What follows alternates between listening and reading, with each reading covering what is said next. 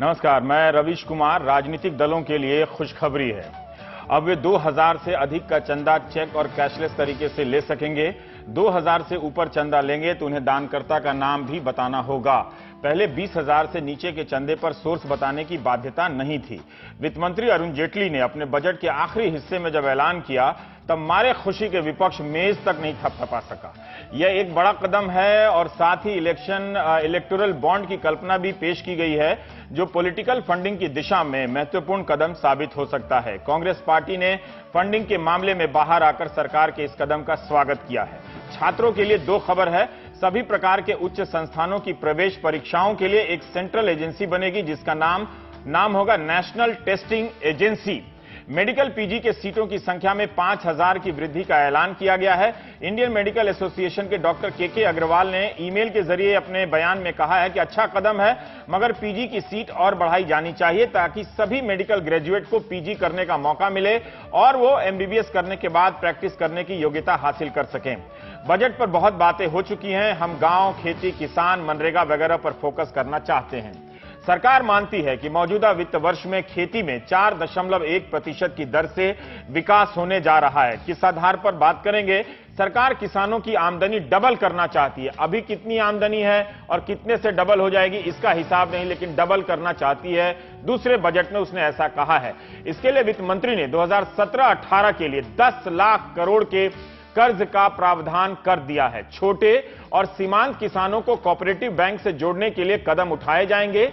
Primary agriculture credit society के जरिए अभी तक इन्हें कर्ज मिलता था, अब इन क्रेडिट सोसाइटी को कोऑपरेटिव बैंक से जोड़ा जाएगा। इसके लिए नाबार्ड 3 साल के दौरान 1900 करोड़ रुपया खर्च करेगा कंप्यूटराइजेशन वगैरह पर।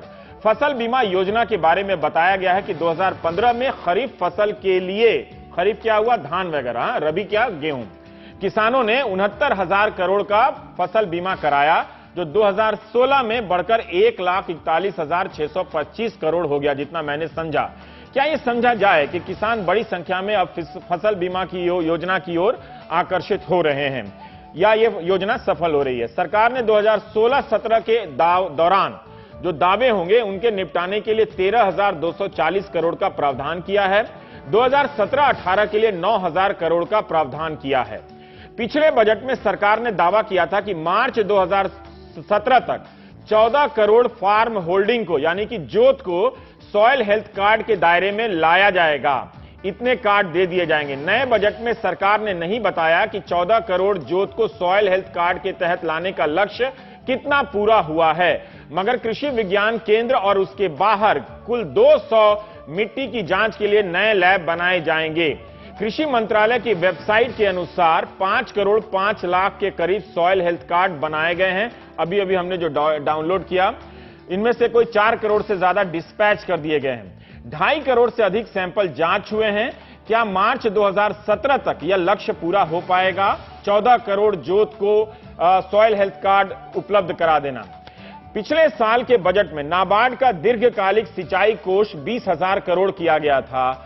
इस साल बढ़ाकर 40,000 करोड़ कर दिया गया है। इसका क्या असर पड़ेगा हम बात करेंगे, लेकिन इसके कारण इस एक साल में कितनी भूमि सिंचाई के तहत आई है, सिंचित हुई है, इसका इस बजट में जिक्र नहीं मिला, भाषण में नहीं मिला। मगर पिछले बजट में कहा गया था कि प्रधानमंत्री कृषि सिंचाई योजना को मिशन मोड में, यानी अभियान की तरह लागू करते हुए 28.5 लाख हेक्टेयर जमीन सिंचित की जाएगी, सिंचाई के तहत लाई जाएगी। तो उस मिशन का क्या नतीजा एक साल में निकला, इसका आंकड़ा दिया जा सकता था।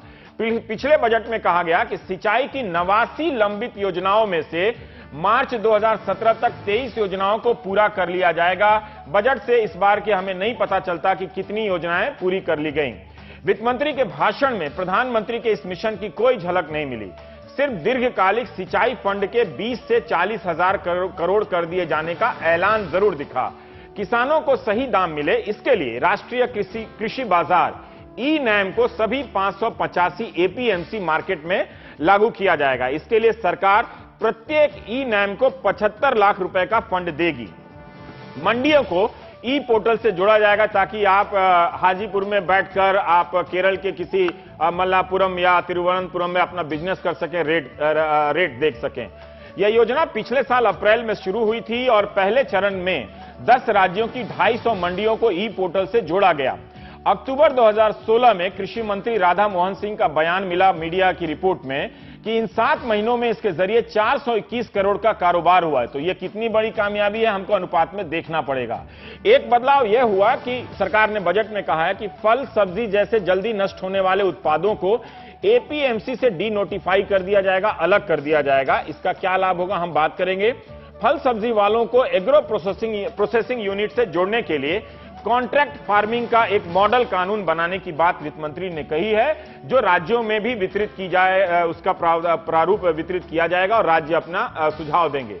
सरकार ने कहा है कि ये इंपॉर्टेंट बात मुझे लगती है कि ऑपरेशन फ्लड के तहत जितनी भी मिल्क प्रोसेसिंग यूनिट बनी थी वो अब बेकार या निष्प्रभावी हो चुकी है। सरकार ने डेयरी प्रोसेसिंग और इंफ्रास्ट्रक्चर डेवलपमेंट फंड का ऐलान किया है। नाबार्ड 2000 करोड़ से इसकी शुरुआत करेगा और अगले 3 साल में इस पर 8000 करोड़ रुपया खर्च करेगा। बजट केंद्र राज्य की तमाम तरह की योजनाओं को मिलाकर दावा करता है कि गांव में हर साल 3 लाख करोड़ रुपया खर्च होता है। तो देश में कोई कहता है 5 लाख गांव हैं, कोई कहता है 6 लाख गांव हैं। हमने मान लिया कि 5 लाख गांव हैं। अब 5 लाख गांवों पर हर साल 3 लाख करोड़ खर्च होता है, तो तमाम प्रति गांव कितना खर्च हुआ? तो एक गांव पर लगभग 60 लाख का खर्चा आता है। मैं मैथ्स में अच्छा नहीं हूं, पर यही हिसाब दोस्तों से निकलवाया हूं कि 60 लाख एक गांव पर खर्चा होता है। अगर गांव के लोग इस पैसे का हिसाब मुखिया के साथ मिलकर उन्हें घेर कर इसे ठीक से लागू कराएं तो मुखियाओं को बोलेरो पर चढ़ने का सुख थोड़ा सा कम हो जाएगा और गांव में विकास होगा। सरकार ने तय किया है कि मिशन अंत्योदय के तहत 1 करोड़ परिवारों को गरीबी रेखा से ऊपर लेकर आएगी। कब तक आएगी ये पता नहीं, लेकिन 2019 तक सरकार का यह लक्ष्य है कि 50,000 ग्राम पंचायतों को गरीबी मुक्त बनाया जाएगा। गरीबी मुक्त पंचायत के लिए सरकार एक नया इंडेक्स भी बनाने जा रही है, जिसके आधार पर मापा जाएगा कि अमुक पंचायत गरीबी मुक्त हुआ या नहीं। पिछले बजट में वित्त मंत्री ने कहा था कि ग्राम पंचायतों और म्यूनिसिपैलिटी नगर पालिकाओं को 2,87,000 करोड़ का ग्रांट दिया जाएगा। इस बजट भाषण से नहीं पता चला कि ग्रांट दिया गया या नहीं, कितना दिया गया इसकी जानकारी नहीं मिली, कम से कम भाषण में।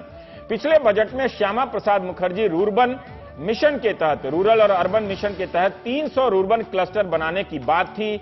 इस बजट में इसका कोई जिक्र नहीं है, कितना बना या आगे बनेगा कि नहीं बनेगा, इसका भी जिक्र नहीं है। भारत के परिवहन मंत्री नितिन गडकरी इस बात से परेशान है कि वे प्रतिदिन 40 किलोमीटर सड़क हाईवे बनाने के लक्ष्य को हासिल नहीं कर पा रहे हैं।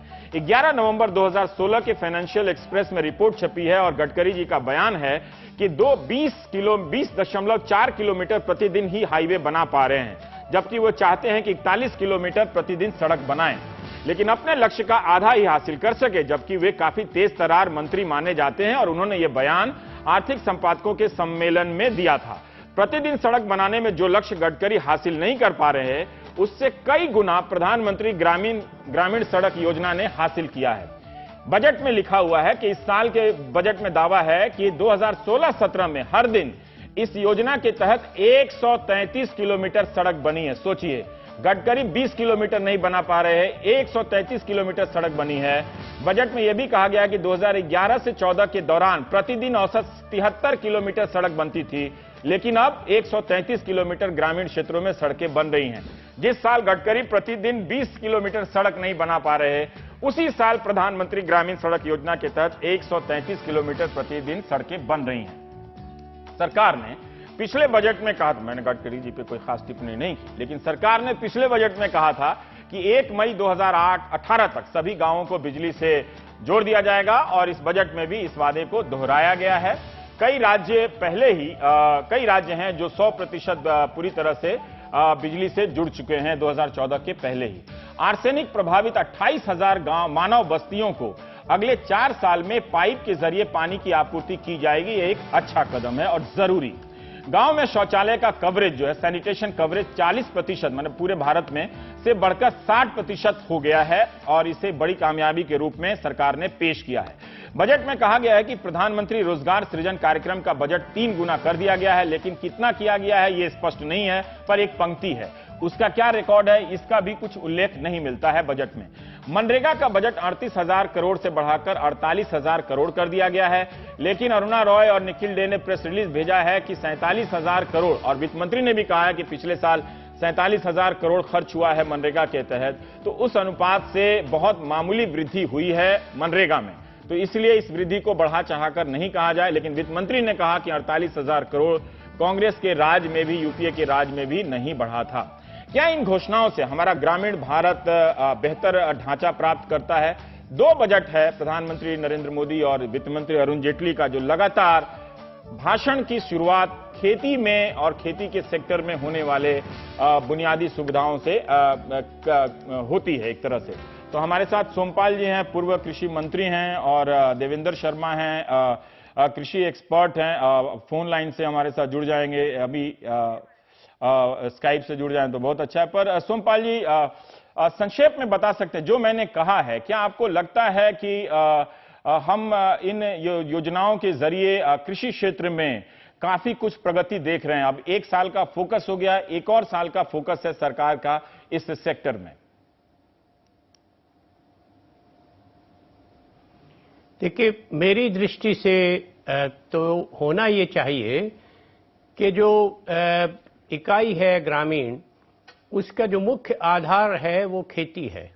जितनी भी क्रय शक्ति वहां निर्मित होती है, उत्पादित होती है, वो खेती के उत्पादन से जुड़ी हुई है, चाहे वहां की मजदूर की मजदूरी हो, हाँ, जी। चाहे किसान की आमदनी हो, और चाहे उन गांवों के आसपास रहने वाले व्यापारी हों। ये ठीक है कि आधारभूत अवसंरचना जिसमें सड़क का बहुत महत्व है वह महत्वपूर्ण है, परंतु किसान के लिए सबसे अधिक महत्वपूर्ण है सिंचाई की बात, क्योंकि आप जानते हैं 5वीं पंचवर्षीय योजना के अंत से लेकर अब तक पिछले 50 वर्षों में एक ही आंकड़ा बार बार हमारे सामने आता है कि 60% खेती का क्षेत्र बिना सिंचाई के है, वर्षा के ऊपर आधारित है, और वहां उत्पादकता 1.2 या 1 टन प्रति हेक्टेयर पर टिकी हुई है, जबकि सिंचित क्षेत्रों में हम 4 टन तक पहुंच चुके हैं। अभी का बात करें कि 20,000 करोड़ का पिछले साल का फंड था। सर, अभी का बात करते हैं कि 20,000 करोड़ पिछले साल का फंड था। इस साल उन्होंने लॉन्ग टर्म इरिगेशन के लिए 40,000 करोड़ का फंड किया है। हालांकि पिछले साल उन्होंने कहा था कि 28 लाख हेक्टेयर भूमि को हम सिंचित करेंगे। इस साल उन्होंने इसका रिकॉर्ड नहीं बताया। ये मेरी बात सुनिए आप, ये धोखाधड़ी है, ये बजट में नहीं है। दो चीजें उन्होंने बहुत मोटी कही हैं जिसको बहुत जोर से उठाया जा रहा है, जिसको अंग्रेजी में कहते हैं, उसका बहुत शोर मचाया जाता है, हाइप की जाती है कि सिंचाई के लिए हमने इतना दिया और किसान को ऋण के लिए इतना दिया। इन दोनों मदों को का बजट से कोई लेना देना नहीं है। ऋण जो मिलता है वो बैंकों के माध्यम से मिलता है, बजट में आपने क्या आवंटन किया इसका ब्यौरा नहीं है। और सिंचाई के लिए जो दिया है वो एआईबीपी के माध्यम से दिया है। वो जो नेबार्ड बैंक है वो राज्यों को उधार देता है, उसमें केंद्र का कोई योगदान नहीं है। तो इनको बजट में क्यों दिखाया जाता है? मुझे तो आश्चर्य होता है कि सारे अर्थशास्त्री और जितने आप मीडिया के लोग हैं इस बात को चुनौती क्यों नहीं देते कि उसका बजट से कोई ताल्लुक नहीं है। ये तो बजट की बाहर की बात है। राइट, ठीक है। देवेंद्र शर्मा जी हैं। तो ये आवंटन बजट में नहीं है, आप इसको देख लीजिए, वो तो नेबार्ड बैंक लोन देगा उसका। ठीक है। पर देवेंद्र शर्मा जी, इसी बात पर मैं अभी जो सोमपाल जी कह रहे थे कि आप इससे इत्तेफाक रखते हैं कि 10 लाख करोड़ कर्जे के लिए प्रावधान किया है सरकार ने, आमदनी को डबल करने की बात दोहराई है, और सिंचाई का जो फंड है वो 20,000 से 40,000 करोड़ किया है। हालांकि पिछले साल बात हुई थी कि हम मिशन मोड में जमीन को सिंचित करेंगे करीब 28 लाख हेक्टेयर, तो उस मिशन का कुछ तो रिजल्ट बताना चाहिए कि इस साल जैसे बाकी चीजों में बताया गया है। आपकी इस पहलू पर क्या टिप्पणी है 10 लाख करोड़ क्रेडिट उपलब्धता के पर? देखिए, हालांकि मैं सोमपाल जी को सुन नहीं पा रहा हूँ तकनीकी कारणों से, लेकिन मैं आपको ये बताना चाहता हूँ कि दो चीजें हैं। एक तो आपने कहा 10 लाख करोड़ रुपए को इस तरीके का जो कर्जा दिया जाए, किसानों को क्रेडिट अवेलेबल किया जाएगा, वो इस तरीके से प्रोजेक्ट किया जा रहा है कि जैसे किसानों के सारे प्रॉब्लम जो है उसमें सॉल्व हो जाएंगे। पिछले साल 9 लाख करोड़ रुपए था, इस साल 10 लाख करोड़ रुपए हो गया। ये तकरीबन अगर देखें पिछली एवरेज तो हर साल 1 लाख करोड़ रुपए बढ़ता है। लेकिन जो देश को जानने की जरूरत है वो ये है कि इसमें से तकरीबन 80% जो लोन होता है, क्रेडिट होता है, वो एक्चुअली एग्री बिजनेस कंपनियों को जाता है। और वो एग्री बिजनेस कंपनियां भी 4%, जैसे क्योंकि इसमें इंटरेस्ट सबवेंशन होता है तो 4% पर उनको भी मिलता है। इसलिए आप देखते हैं कि दिल्ली में जो खेती के नाम पर कर्जा मिलता है, क्रेडिट मिलता है, वो पंजाब और हरियाणा या राजस्थान से ज्यादा होता है। और इस तरीके से अगर हम देखें तो जो पटना में मिलता है वो झारखंड और बिहार से ज्यादा होता है। तो क्योंकि कंपनियों के हेडक्वार्टर वहां पर हैं, वो इसको एक्सप्लॉइट करते हैं। और मुझे समझ नहीं आता कि क्यों सरकारें जो हैं ये देश को बताना नहीं चाहती कि एक्चुअली में कितना किसानों को दिया जा रहा है और एग्री बिजनेस कंपनियों को कितना दिया जा रहा है। एक तो बात ये है। दूसरी बात ये है कि ये बड़ा इंटरेस्टिंग हो गया है कि पिछले साल बजट में मुझे याद है अपने फाइनेंस मिनिस्टर ने कहा था कि हम किसान की इनकम को अगले 5 साल में डबल करेंगे, लेकिन कोई रोड मैप नहीं था। अब जानते हैं हम कि डिमोनेटाइजेशन, नोटबंदी के कारण उनकी इनकम बल्कि 50% और गिर गई है। और अब भी हमारे वित्त मंत्री ने कह दिया है कि हम 5 साल में इनकम डबल करेंगे, फिर कहीं रोड मैप नहीं है। लेकिन ये मुझे लगता है कि बार बार कह के शायद देश को एक विश्वास हो जाता है कि वाकई ही किसान की इनकम बढ़ाई जा रही है, जबकि ना पिछले साल ना इस साल कोई ऐसा डायरेक्ट कोई स्टेप लिया गया हो जिससे किसान की इनकम बढ़ती हो। और ये फिर हम क्यों कह रहे हैं, मैंने पिछले साल भी कहा था और अब भी कहता आया हूं कि भाई पिछले इकोनॉमिक सर्वे में यानी 2016 के इकोनॉमिक सर्वे में ये साफ कहा गया है रवीश जी कि एवरेज, जो आपने सवाल भी अभी पूछा था कि एवरेज औसतन जो किसान की इनकम है 17 राज्यों में, किसान परिवार की बल्कि 17 राज्यों में, वो मात्र 20,000 रुपए साल की है। अब अगर इसको डबल करने की बात हो रही है तब भी कहीं दिखाई तो दे, लेकिन यहां तो कुछ नजर नहीं आ रहा कि भी इसको भी डबल किया जाएगा। ये हम मान के चल रहे हैं 5 साल में तो वैसे ही डबल हो जाएगी जब इन्फ्लेशन का रेट अब एडजस्ट। देवेंद्र जी, मैं ज्यादा समय का इस्तेमाल करना चाहता हूं। अब मैं आना चाहता हूं आपसे और सतपाल जी से, सोमपाल जी से जानना चाहता हूं कि ये जो कहा गया है फसल बीमा योजना का बजट बढ़ाया गया है और इस रिकॉर्ड से पता चलता है बजट में कि 2015 में धान वगैरह में लोगों ने 69,000 करोड़ का बीमा कराया, फिर 2016 में 1,41,000 करोड़ का बीमा कराया होगा और सरकार ने 2017-18 के लिए 9,000 करोड़ का प्रावधान किया है। इसको हम किस तरह से देखें किसानों के हित में? आप मेरे से पूछ रहे हैं? जी, आपसे पूछ रहे हैं। जी देखिए, इसमें प्रधानमंत्री फसल बीमा योजना में पिछले साल इन्होंने तकरीबन, सोमपाल जी आपसे नहीं पूछा, देवेंद्र जी से पूछ रहा हूं। ये होना चाहिए प्रीमियम जो सब्सिडी सरकार देती है, तो वो जो सब्सिडी थी सरकार की 5,500 करोड़ रुपए की, जो एक्चुअली देखा जाए तो उसमें खर्चा ज्यादा हो गया था। रिवाइज एस्टीमेट में 13,240 करोड़ रुपए का इस पर रिवाइज एस्टीमेट था। वो अब इन्होंने सरकार ने उसको 9,000 करोड़ रुपए का प्रावधान किया है। यानी एक्चुअली देखा जाए तो जितना खर्चा हो चुका है रिवाइज एस्टीमेट में उससे कम हम ये प्रावधान कर रहे हैं। लेकिन फिर भी एक चीज मानी जा रही है कि जो पिछली स्कीम थी प्रधानमंत्री फसल बीमा योजना के आने से पहले, उसमें तकरीबन 7,000 करोड़ रुपए के आसपास प्रीमियम जो था वो सेंट्रल गवर्नमेंट देती थी और जो बाकी है वो तो खैर किसान देते थे। लेकिन अब जो उसको बढ़ाकर नई स्कीम के अंतर्गत वो 17-18,000 करोड़ रुपए नया स्कीम के तहत ये होता है जो प्रीमियम सरकार को देना पड़ेगा। इसमें जरूरी है कि भाई इसमें सबसे बड़ी बात यह है कि इसमें तकरीबन 2.69 करोड़ 2.70 करोड़ जो लोनी फार्मर हैं जिनको ऑलरेडी बैंकों से जिन्होंने लोन लिया है, वो इसमें उनको जबरन उनसे एक उनका प्रीमियम काटा जाता है। और जो नॉन लोनी है वो तकरीबन 1 करोड़ किसान हैं जो अभी नए उन्होंने शामिल किए हैं, या उसमें से पहले कुछ थे जिनको बढ़ा के 1 करोड़ अभी किया गया। मेरा मानना है कि इस स्कीम को और भी बढ़ाना चाहिए और इसमें कोई दो राय नहीं है कि प्रधानमंत्री फसल बीमा योजना में जितनी त्रुटियां हैं उसको भी एड्रेस किया जाए और बढ़ाया जाए। लेकिन ये मान के चलना कि ये क्योंकि कृषि क्रॉप इंश्योरेंस हो गई है तो उसकी इनकम बढ़ जाएगी, मुझे लगता है कि ये बहुत एक गलत मैसेज जा रहा है। अगर ये सच है तो शहरों में तो लोगों को उनकी कार भी इंश्योर्ड होती है, घर भी इंश्योर्ड होता है, मोटरसाइकिल भी इंश्योर्ड होता है, शायद वो उसका हिस्सा, बाहर का फर्नीचर भी इंश्योर्ड होता है, तब उनको तनख्वाह पर ये पता चलता है कि थोड़ा की बात होती है। ये एक अच्छी योजना है, इसकी कमियां त्रुटियां हो सकती हैं पर ये समय के साथ बेहतर होता चलेगा। जी जी जी। एक सवाल सोमपाल जी, आपकी इस पे कोई टिप्पणी है ये फसल बीमा योजना पे, या कुछ अलग कहना चाहते हैं, या मैं दूसरा सवाल पूछूं आपसे? देखिए, हाँ नहीं, मैं ये कहना चाहता हूं कि पहले तो जो फसल बीमा योजना तो एक चौथी चीज है जो किसान के लिए महत्वपूर्ण है। सबसे ज्यादा महत्वपूर्ण है सिंचाई, उसके लिए कोई आवंटन नहीं किया गया। नाबार्ड से लोन मिलेगा राज्यों को, वो बजट से उसका कोई लेना देना नहीं है। ठीक है, ये असत्य भाषण सारी सरकारें करती रही है, आपने ये कह दिया है, ठीक है, बजट में कोई प्रावधान नहीं है। हाँ। दूसरी समस्या, एक मिनट प्लीज सुन लीजिए ना आप, हम जो कह रहे हैं कि आप जो पेरिफेरल बात कर रहे हैं रवीश जी, मैं मौलिक सवाल ये उठा रहा हूं कि इन्होंने ये कहा कि 5 वर्ष में हम किसान की आमदनी दोगुनी कर देंगे।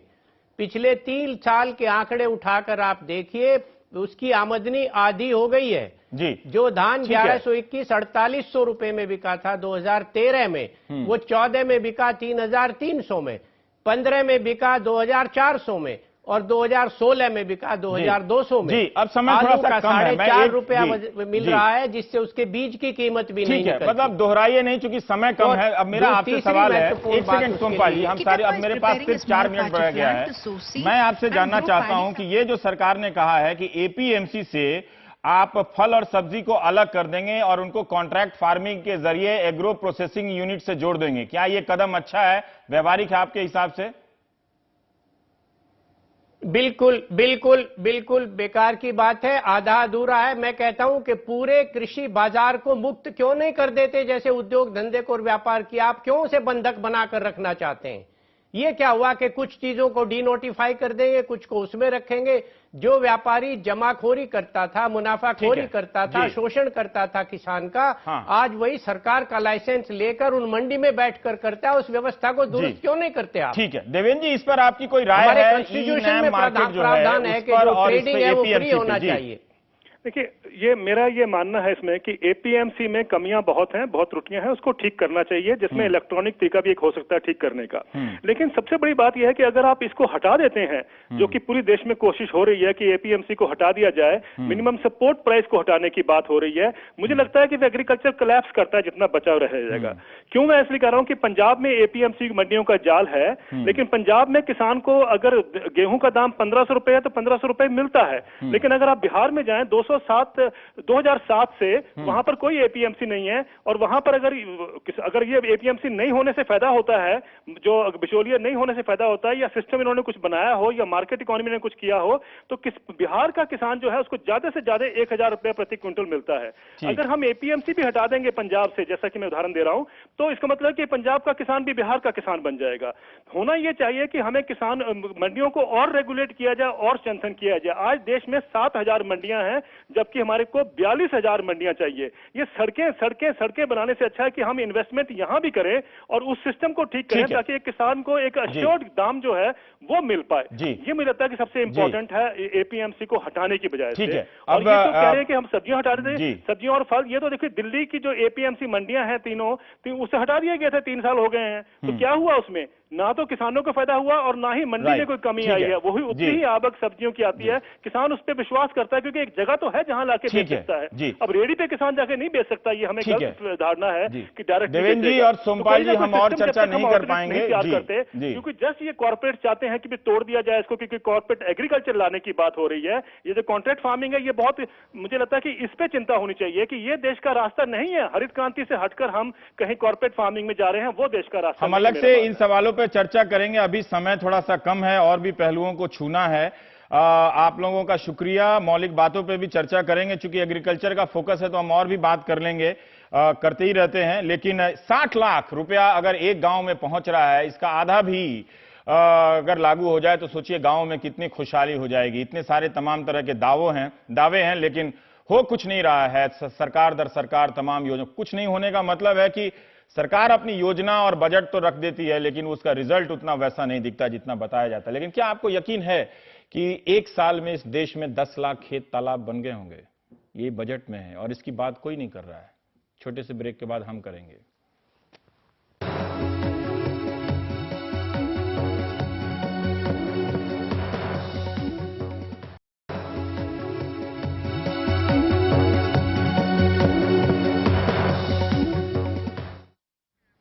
वित्त मंत्री ने जब कहा कि मनरेगा के तहत 5 लाख कृषि तालाब बनाए गए हैं और मार्च 2017 यानी 1-2 महीने के बाद मार्च 2017 तक 10 लाख कृषि तालाब बन जाएंगे, यह कोई सामान्य आंकड़ा नहीं है कि आप जाने और यूं ही मुंह फेर लें। देश में 10 साल 10 लाख कृषि तालाब बन जाएं और मीडिया से लेकर किसी को खबर ना हो, इससे पता चलता है कि हम वाकई बेखबर रहने लगे हैं। इस तालाब क्रांति की आहट, अगर ऐसी क्रांति हुई है, तो केंद्र सरकार के किसी विज्ञापन से भी नहीं महसूस होती है। वित्त मंत्री ने अगले साल तक और 5 लाख कृषि तालाब या खेत तालाब बनाने का ऐलान किया है।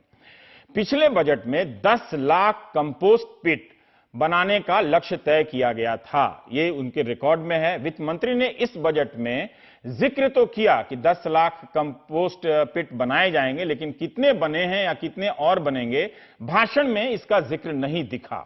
खेत तालाब योजना क्या है, इसका आकार क्या है, बजट क्या है, यह जानना जरूरी है, क्योंकि एक बड़ी कामयाबी हमारी नजरों से गुजर गई। यह तस्वीर एक खेत तालाब की है जो बुंदेलखंड के महोबा की है। पीपुल्स वाटर फोरम एक वेबसाइट है जो पानी और पर्यावरण की रिपोर्टिंग करती है। इसके पत्रकार केसर ने यह तस्वीर हमें दी है। उत्तर प्रदेश के पैमाने के अनुसार खेत तालाब को 25 मीटर लंबा, 20 मीटर चौड़ा, 2.5 मीटर गहरा होना चाहिए। इस तरह के तालाब आप अपने खेत में बनाते हैं, 3-4 दिन में बन जाते हैं। कई जगहों पर मनरेगा के तहत सार्वजनिक भूमि पर भी इस तरह के तालाब बनते हैं और कई जगह अपने खेत में बनाने पड़ते हैं। इन सब के लिए योजना और पैसा अलग अलग है। एक तालाब के निर्माण का खर्चा 1,05,000 यूपी के हिसाब से केसर जी ने बताया, जिसका 55,000 हिस्सा सरकार देती है, बाकी हिस्सा किसान को खुद देना होता है। तो सोचिए कि 50,000 रुपया देकर किसान क्या वाकई 10 लाख तालाब बनवा लिया होगा इस देश में? इस हिसाब से देश में अगर ऐसे खेत तालाब बने होंगे तो क्या किसानों ने वाकई अपनी जेब से इतना पैसा खर्च किया होगा? यह सवाल है, वो भी 10 लाख की संख्या में। अगर मार्च 2017 तक इतने तालाब बन जाते हैं तो देश में एक ऐसी क्रांति हो गई है जिसका हम सबको अपनी कुर्सियों से उठकर ताली बजाकर स्वागत करना चाहिए। यह मामूली बात नहीं है। महाराष्ट्र में खेत तालाब योजना अलग से योजना है जो 2010 से है, लेकिन देवेंद्र फडणवीस नए मुख्यमंत्री ने, उनकी सरकार ने इस योजना में और बहुत कुछ जोड़ा। मघेल त्याला शेतल योजना, अगर मैंने सही मराठी उच्चारित किया है तो, और 2016 में इसके अनुसार खेत तालाब बनाने वाले किसान को तुरंत अनुमति का प्रावधान किया गया और 50,000 की सब्सिडी देने की बात हुई। सरकार का लक्ष्य था कि हर एक खेत में एक इस तरह के तालाब बन जाए ताकि सूखा प्रूफ हो जाए। अब जो तस्वीर देख रहे हैं वो महाराष्ट्र के खेत तालाब की है, टैंक जैसा तालाब। ये मेरी अपनी तस्वीर नहीं है, ये वाटरशेड ऑर्गेनाइजेशन ट्रस्ट के ईश्वर काले साहब की तस्वीर है, उनकी भेजी हुई। प्लास्टिक की चादर बिछी हुई नजर आती है, इससे वर्षा का पानी जमीन में कैसे जाएगा, सहज बुद्धि से आप सोच सकते हैं। महाराष्ट्र ने 30 मीटर लंबा, 30 मीटर चौड़ा, 3 मीटर के गहरा खेत तालाब बनाने का पैमाना तय किया है। 2019 तक हर साल 5,000 गांवों में तालाब बनाकर सूखा मुक्त किए जाने का लक्ष्य है। इसके लिए 70,000 करोड़ का प्रावधान मीडिया रिपोर्ट के अनुसार मिलता है।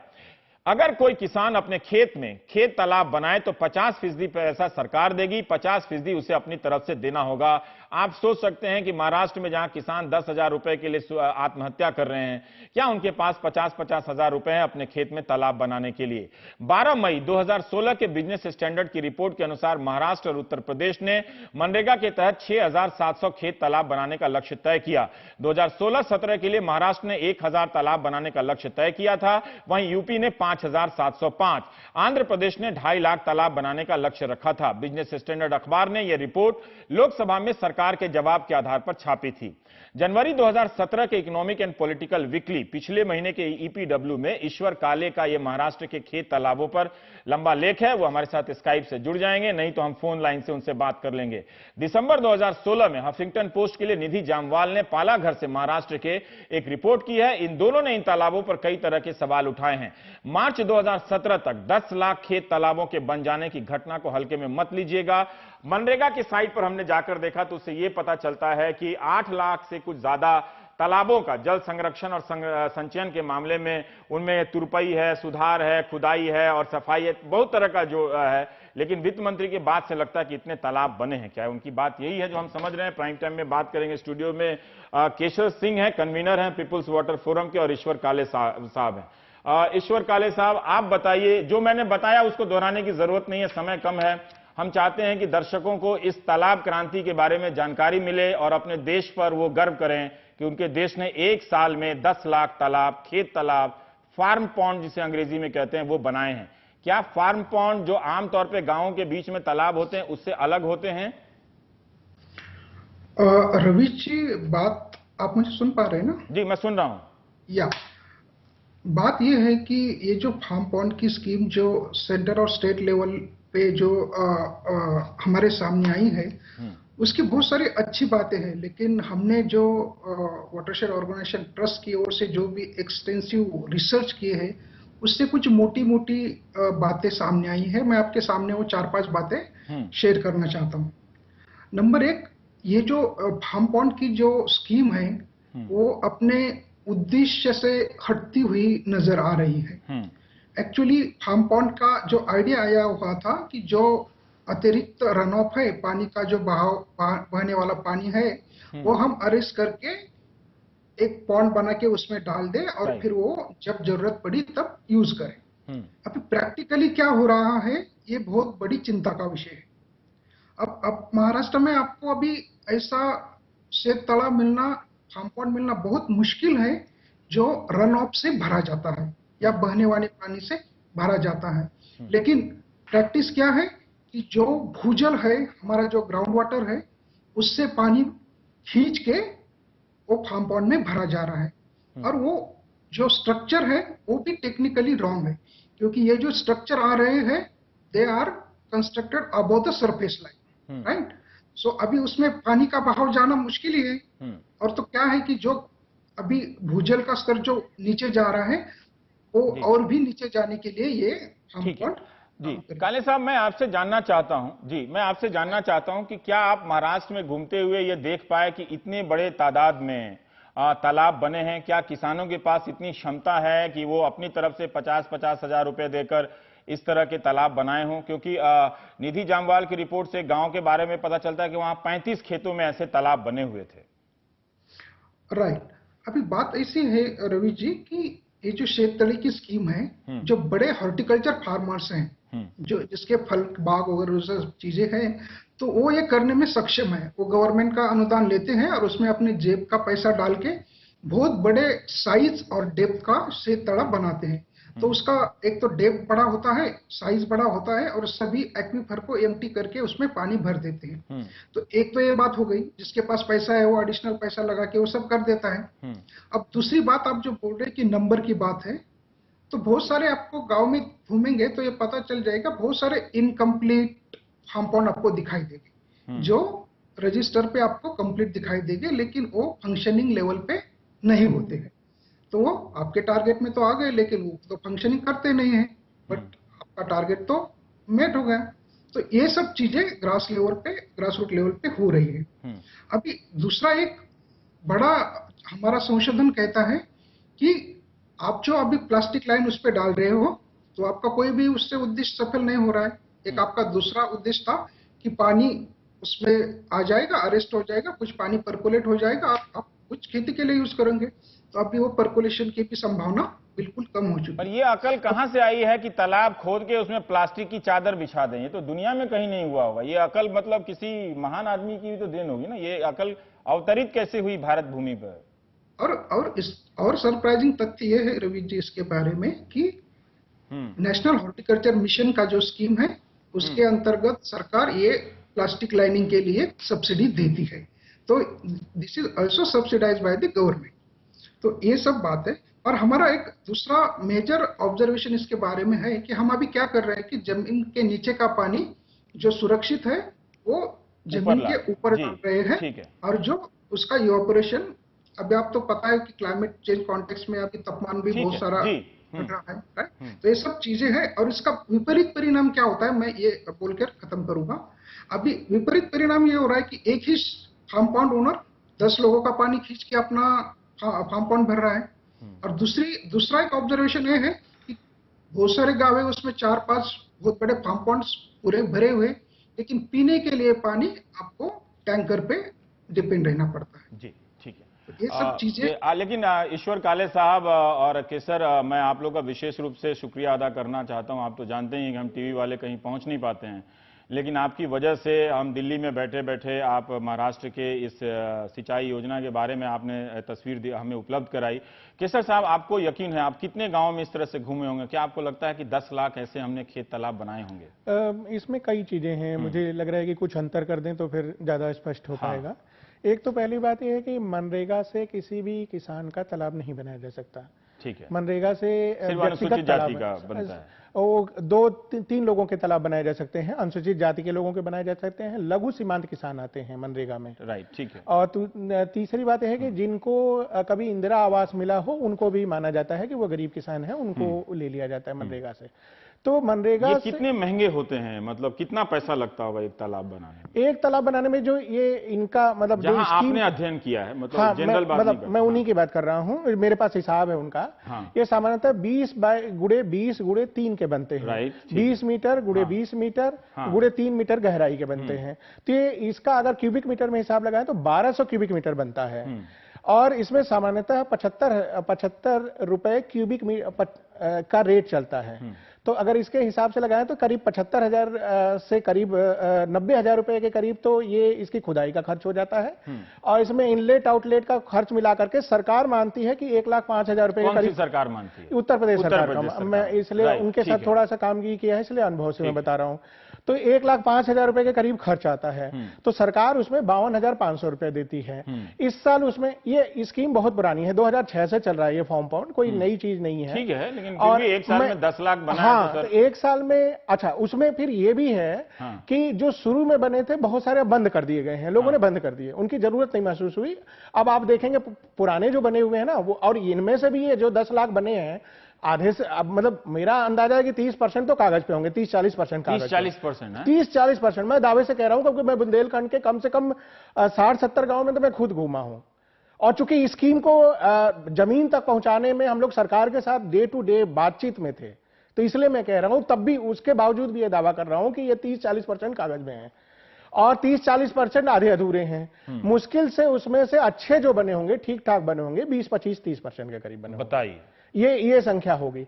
और अच्छे उसमें भी किसान कभी देख रहे हैं कि कोई ट्वीट नहीं कर रहा है कि 10 लाख कांग्रेचुलेट वी मेड 10 नहीं, लाख नहीं, नहीं, वो कोई ट्वीट नहीं करेगा, क्योंकि लोग अभी हक्का बक्का हैं। जो दोपहर की खबर थी, हम लोग भी उसे आजकल पुण्य का तो दो ही काम है, या तो गंगा नहाइए नहीं तो ट्वीट कीजिए। जी, तो मेरा ये कहना है कि उसमें सरकार जो सब्सिडी दे रही है 52,500 रुपए की, और वो सरकार से सब्सिडी किसान ले लेगा, ये भी अपने आप में कौशल है। क्या किसान इतना सक्षम है? नहीं ले पाता है, आर्थिक रूप से सक्षम मैं है? आपको एकदम सीधा कुछ चीजें मैं स्पष्ट कर देना चाहता हूं कि 52,500 रुपए सरकार को लेने में, मतलब किसान को सरकार से लेने में लगभग 20 से 25,000 रुपए खर्च हो जाता है, और कई महीने लग जाते होंगे। अब महीने दौड़ता रहता है। में फिर भी दावा किया गया, पिछले साल के बजट में था कि 5 लाख के फार्म पॉन्ड ये बनाएंगे। सरकार का पैसा किसान इतनी आसानी से ले लेगा, ये हम लोगों को अंदाजा है किसान का। एक ब्रेक ले लेते हैं। आप देख रहे हैं प्राइम टाइम। 10 लाख तालाब हिंदुस्तान ने बनाया, क्या वाकई बनाया है? अपने अपने गांव में चेक कीजिए, फोन कीजिए, पता कीजिए, जिस भी किसान को जानते हैं उससे पूछिए कि ये 10 लाख तालाब कहां बना है। ब्रेक ले लीजिए।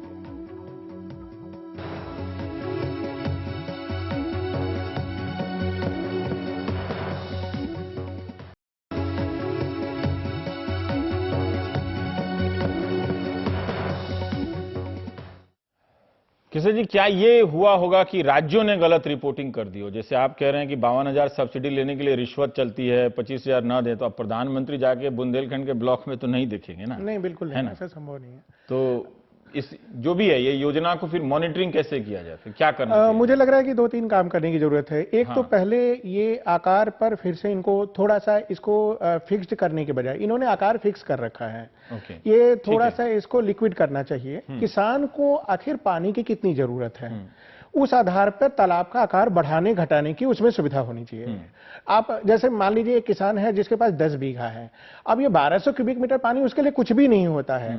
अगर उसको 3 साल बाद ये लगेगा कि हमारे लिए अनुपयोगी है तालाब, तो उठा करके बंद कर देगा, किसी दिन उसमें मिट्टी पाट देगा। ये प्राइवेट खेत पे बन रहे हैं ना, निजी सार्वजनिक रूप से बनते तो सबके काम में आते। सबके काम में अगर मेरे खेत पे मेरा है तो वो पानी तो मैं दूसरे को दूंगा नहीं। वो कोई एक तरह से इसमें भी समस्या है कि आप अपनी जमीन पे तालाब बना रहे हैं सरकार के पैसे से, बजाय इसके कि आप सार्वजनिक तौर से बनाएं, तो एक तरह से तो वो ज्यादा बेहतर होता और स्थायी तालाब ये था कि मूलतः जो इसके पीछे बड़ा मकसद था, क्योंकि पूरे पानी के यूज में 80% खेती में ही पानी यूज होता है, तो उसको एड्रेस करना है, ताकि 80% यूज को हम एड्रेस कर लें तो हम पानी के प्रॉब्लम को सॉल्व कर लेंगे। इसलिए आप हैरान होने पर समय कम है कि 10 लाख के आंकड़े से आप हैरान हैं? अगर मैं हैरान हूं, बहुत ज्यादा हैरान हूं। तो काफी बढ़िया हो गया। और मैं बस इतना ही चाहता हूं कि इसमें मॉनिटरिंग ठीक करनी चाहिए, नहीं तो ये 10 साल बाद आप देखेंगे तो फिर वहां कोई तालाब दिखेगा नहीं आपको।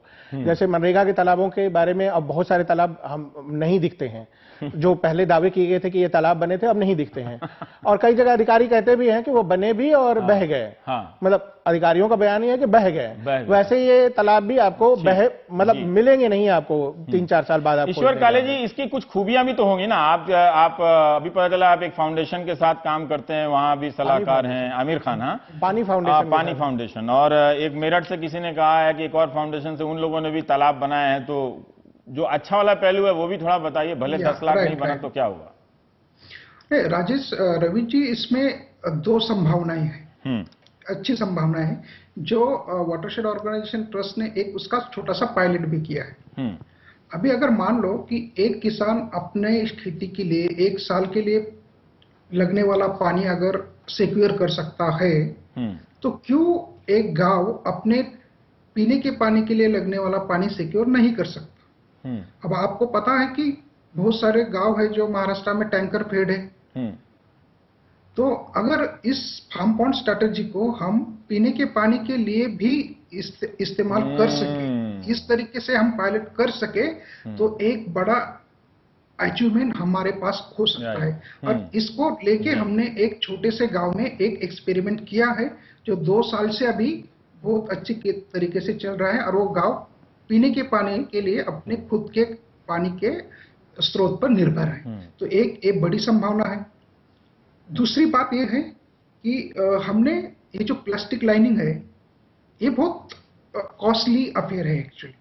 ये क्यों है सर? मतलब सरकार ने, किसी ने तो सोचा होगा ना ये क्यों है? अगर इसके डालने से प्लास्टिक क्यों डालने से? नहीं, इसका एक तो क्या है कि ये लॉन्ग ड्यूरेशन चलता है। हाँ। और ये फार्मर का इंटरेस्ट है कि मेंटेनेंस के लिए बहुत आसान है, एक बार डाल दो, कुछ करने की जरूरत ही नहीं 5 साल के लिए। तो हमने क्या सोचा कि अगर ये एनवायरनमेंट फ्रेंडली नहीं है, कॉस्टली है, तो इसको हम कुछ अल्टरनेटिव दे सकते हैं क्या जो एनवायरमेंटल फ्रेंडली हो। तो हमने एक छोटा सा एक्सपेरिमेंट किया जहां पे सीमेंट, मिट्टी, गुड़, ये सब मिला के एक सही प्रोपोर्शन में लगा के उसको प्लास्टरिंग किया, और वो लगभग वो प्लास्टिक लाइनिंग के 80% कम आ गए।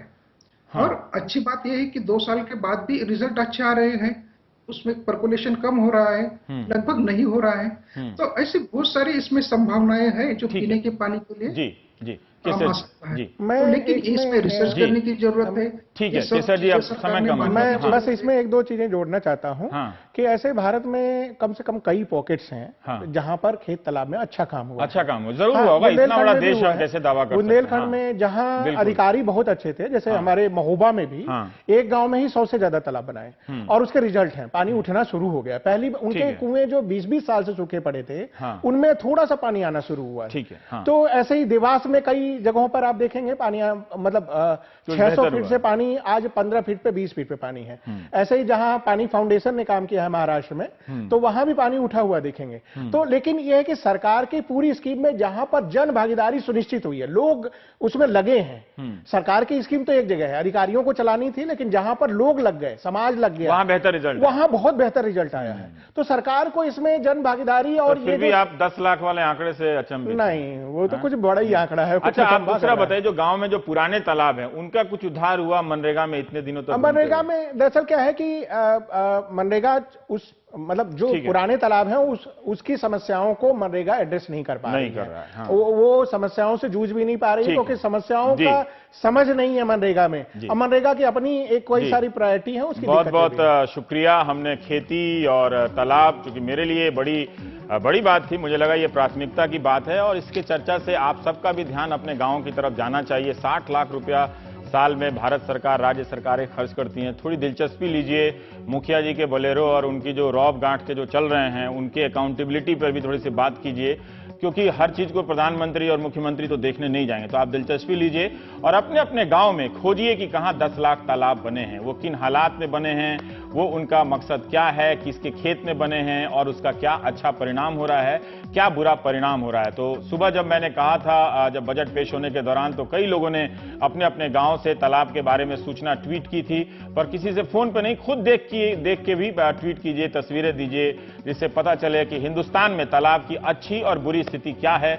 और अगर 10 लाख तालाब बने हैं तो इसका जश्न आप खुद नहीं मनाइए, विपक्ष ना बनाए तो क्या हुआ। आप देख रहे थे प्राइम टाइम। नमस्कार।